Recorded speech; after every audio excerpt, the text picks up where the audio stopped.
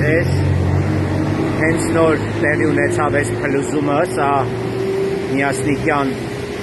Տողոտան է, ես հենց անցնում էի շատ մոտիկից, ամենամոտ երկու մեքենաներն էին, մեկը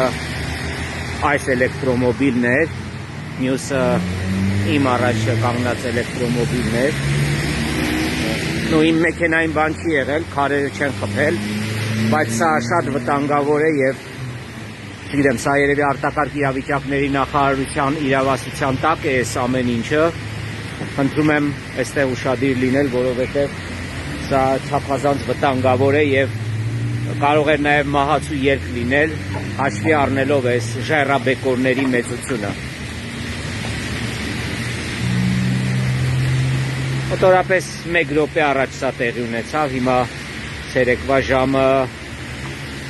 քանիսն է հիմա ասեմ,